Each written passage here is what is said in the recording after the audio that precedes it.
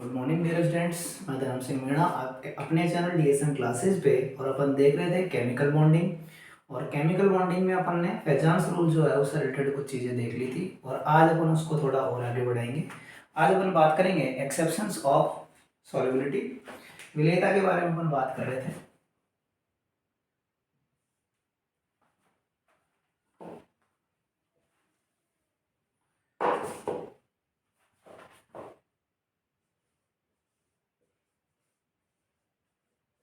विलेयता के अपवाद यानी क्या क्या ऐसे कंपाउंड्स है जो जनरल जो सॉल्युबिलिटी होती है, सामान्य विलेयता जो होती है उसको फॉलो नहीं करते हैं, उसको उसका पालन नहीं करते हैं।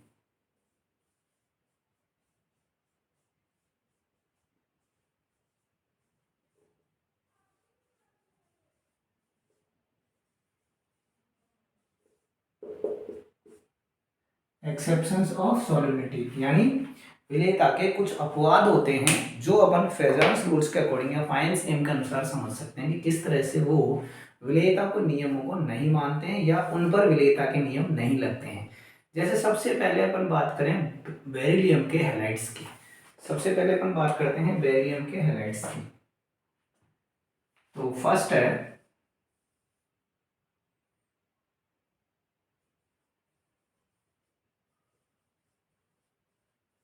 हैलाइड्स ऑफ बेरिलियम,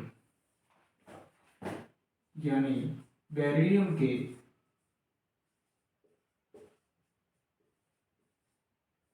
हैलाइड कि बेरिलियम के जो हैलाइड होते हैं वो किस प्रकार विलेयता के जो नियम हैं उन हैलाइडों पर विलेयता के नियम नहीं लगते हैं। देखिए जैसे अपने पास में है BeCl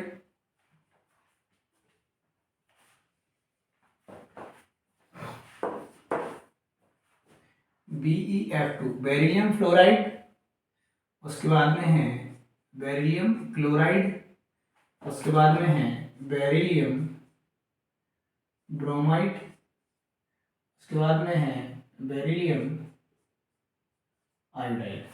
अब देखिए इसमें क्या है स्टूडेंट्स, जैसे जैसे अपन इधर से इधर जा रहे हैं तो इसमें आप देख रहे होंगे कि ये जो कैटायन है ये तो क्या है, सेम है। ये जो धनायन है बेरिलियम वो तो क्या है, समान है। लेकिन यहाँ पर ये ऋणायन, ये ऋणायन, ये ऋणायन और रेडी ऋणायन, इन तीनों एनाइंस का जो साइज है वो बढ़ता जा रहा है। फ्लोरीन से बड़ा क्लोरीन है, क्लोरीन से बड़ा ब्रोमीन है, और ब्रोमीन से बड़ा आयोडीन है। और ये चीज बढ़ेगी जब साइज ऑफ एनाइन बढ़ती है तो पोलराइजेशन उसका बढ़ जाएगा। जब ऋणायन का आकार बढ़ता है, मैंने आपको बताया था फेजांस रूल में कि यदि धनायन का आकार छोटा है और चार्ज ज्यादा है तो वो अच्छे से किसी दूसरे ऋणायन को क्या कर सकता है, ध्रुवित कर सकता है। और यदि ऋणायन पर आवेश ज्यादा है या उसका आकार बड़ा है तो वो खुद ज्यादा ध्रुवित हो जाता है। इस और जैसे ही ध्रुवित होगा वैसे उसमें कोवलेंट कैरेक्टर्स आ जाएंगे, और कोवलेंट कैरेक्टर्स आ जाएंगे इसका मतलब उसके घुलने की प्रवृत्ति क्या हो जाएगी, कम हो जाएगी। तो फ्लोरीन, क्लोरीन, ब्रोमीन और आयोडीन की हम बात करें तो फ्लोरीन का आकार सबसे छोटा है, क्लोरीन का उससे बड़ा, ब्रोमीन का उससे बड़ा, और सबसे बड़ा जो है वो आयोडीन का है। इसका मतलब सबसे ज्यादा विलेयता जो है वो BeF2 क्योंकि उसके बाद BeCl2 की, उससे कम Br2 की, और सबसे कम जो है BeI2 क्योंकि इसमें सबसे ज्यादा कोवलेंट कैरेक्टर हो गए। तो यहाँ पर हम रीजन लिखेंगे फेजांस rules.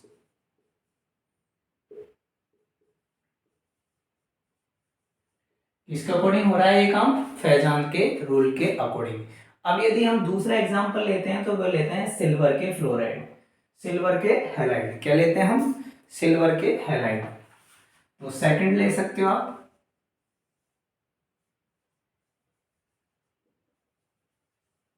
Halides of silver, silver के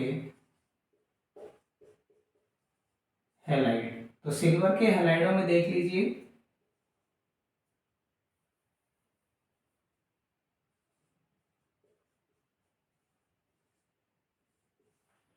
देखिए जैसे अपने पास में है AgF, AgCl, AgBr, AgI। अब इनमें सब में आप देख रहे होंगे कि जो सिल्वर है वो तो क्या है, सेम है, लेकिन यहाँ फ्लोरो है या क्लोरो है या ब्रोमो है या आयोडो है, इसकी तरह यहाँ भी क्या हो रहा है, आकार बढ़ रहा है। आकार बढ़ेगा, ऋणायन का जब आकार बढ़ता है तो उसकी ध्रुवणता बढ़ जाती है, और ध्रुवणता यदि बढ़ जाएगी तो कोवेलेंट कैरेक्टर्स उसमें इंक्रीज रहेंगे। इसका मतलब ये सबसे ज्यादा घुलनशील होगा, उससे कम ये, उससे कम ये, और सबसे कम ये। और इसको भी कौन, इसकी भी व्याख्या कौन करता है, फैजान्स रूल्स।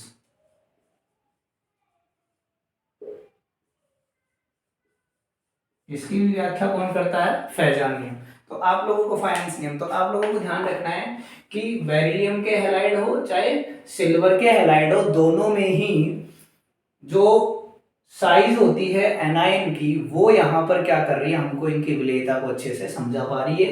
क्योंकि जैसे जैसे एनायन की यानी ऋणायन का आकार जैसे जैसे बढ़ेगा, वैसे वैसे उसमें कोवेलेंट कैरेक्टर बढ़ेंगे, क्योंकि उसकी ध्रुवणता क्या हो जाती है, बढ़ जाती है। और जितना ज्यादा ध्रुवीय होएगा उतने ज्यादा उसमें क्या हो जाएंगे, कोवेलेंट कैरेक्टर्स आ जाएंगे। चलो फटाफट इसको लिखिए।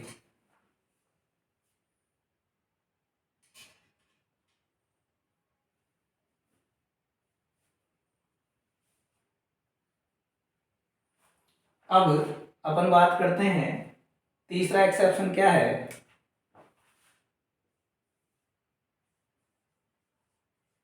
कार्बोनेट्स ऑफ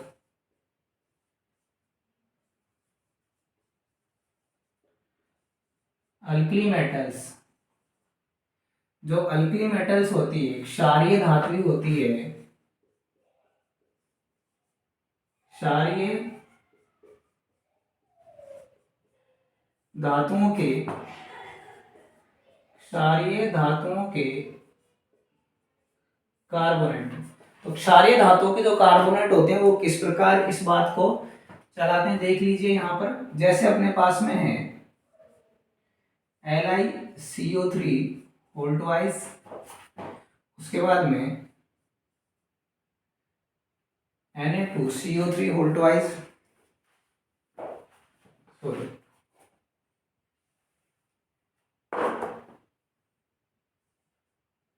Li2CO3 Na2CO3, यानी lithium carbonate, sodium carbonate, potassium carbonate, rubidium carbonate और सीजियम कार्बोनेट। अब यहां देखिए, यहां आप लोगों को ध्यान रखना पड़ेगा। अब थोड़ा सा देखिए क्या है, इस जगह पर लिथियम, सोडियम, पोटेशियम, रुबिडियम और सीजियम, जैसे जैसे हम आगे बढ़ रहे हैं वैसे वैसे इनमें देखिए ऋणायन तो सब में सेम है, ऋणायन तो सब में सेम है, कौन, कार्बोनेट। हालांकि ऋणायन ये जो ये कौन सा है, लार्ज एनायन है, लेकिन यहाँ जैसे जैसे lithium, sodium, potassium, rubidium, caesium की ओर जाओगे आप, इसका मतलब ये हो रहा है कि धनायन का आकार बढ़ता है। अब आपको ध्यान रखनी है, धनायन का आकार मैटर नहीं करता। मैंने एक सीरीज वो बताई थी, टेबल बताई थी आपको, मैंने टेबल में आपको बताया था, ये बात बताई थी मैंने आपको टेबल में, पिछले लेक्चर में अपन ने देखा था कि यदि एक तो है अपने पास में क्या, कैटाइन, और एक है एनाइन। यहां हम बात करते हैं साइज की, यहां हम बात करते हैं साइज की, और यहां हम बात करते हैं चार्ज की, यहां हम बात करते हैं चार्ज की। तो साइज इसकी, कैटाइन की साइज तो स्मॉल होनी चाहिए और एनायन की साइज बिग होनी चाहिए। और यदि मैं बात करूं चार्ज की, तो चार्ज जो है वो दोनों का ही क्या होना चाहिए, हाई होना चाहिए। तो अब देखिए यहां हम बात कर रहे हैं किसकी, एनाइन की, सॉरी कैटाइन की। कैटाइन जो है चेंज हो रहा है, एनाइन तो कांस्टेंट अपना, क्या चेंज हो रहा है, कैटाइन चेंज हो रहा है। कैटाइन की साइज क्या होनी चाहिए, स्मॉल होनी चाहिए। और यहाँ तो कैटाइन की साइज क्या हो रही है, इंक्रीज हो रही है। यहाँ तो कैटाइन की साइज क्या हो रही है, इंक्रीज हो रही है। इसका मतलब यहाँ पर ये जो पैटर्न है ये क्या हो जाएगा, रिवर्स हो जाएगा। ये पैटर्न क्या हो जाएगा, रिवर्स हो जाएगा। कैसे, इस तरह से, क्लियर है। जैसे जैसे साइज, साइज जो होती है इसकी जो साइज यदि बड़ी है, कैटायन की साइज जो है यदि बड़ी है तो उसमें आयनिक चार्ज कैरेक्टर होंगे, और स्मॉल है तो कौन से होंगे, कोवलेंट कैरेक्टर होंगे। ये मैंने आपको बताया था। आयनिक गुण होंगे किसमें, जिसमें बड़ी साइज होगी, और जिसमें छोटी साइज होगी उसमें क्या होंगे, सहसंयोजक गुण होंगे। इसलिए इसकी जो है सबसे कम होगी विलयशीलता, इसकी उससे ज्यादा होगी, उससे कम इसकी, इससे कम इसकी, और सबसे कम इसकी हो जाएगी। तो अब उसके बाद हम बात करते हैं, इसको आप लिख लीजिए जगह कम है, फिर अपन आगे देखेंगे इसको।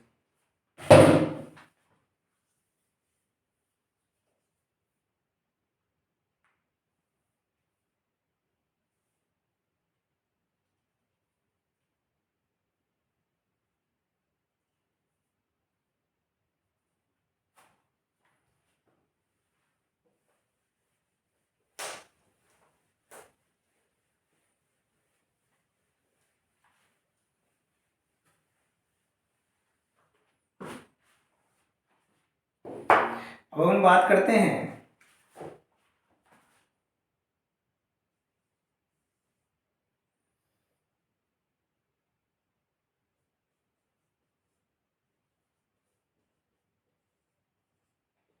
फ्लोराइड्स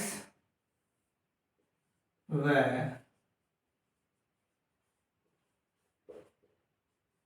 ऑक्सीलेट्स किसके, क्षारीय मृदा धातुओं के, क्षारीय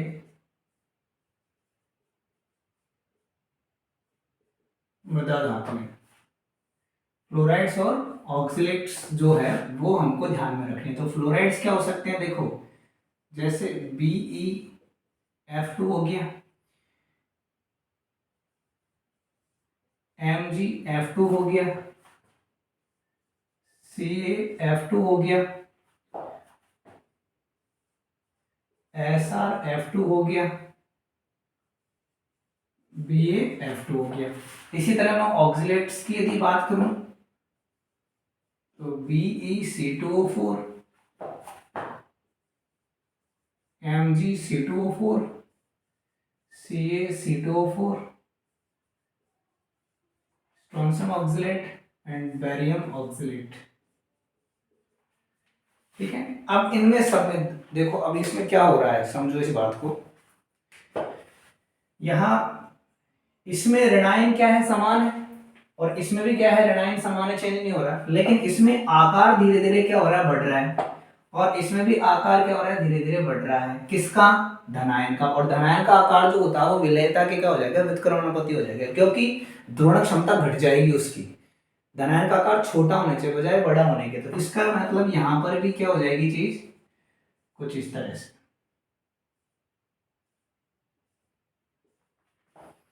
ठीक है, तो यहां आप लोगों को ध्यान रखना, यहां एक नोट लगा के आपको लिखना है,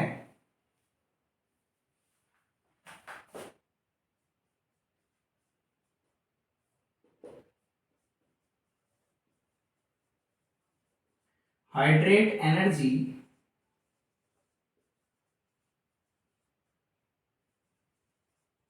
dominates at lattice एनर्जी, यानी कि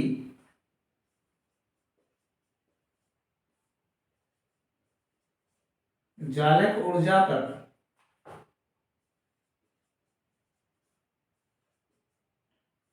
जल योजन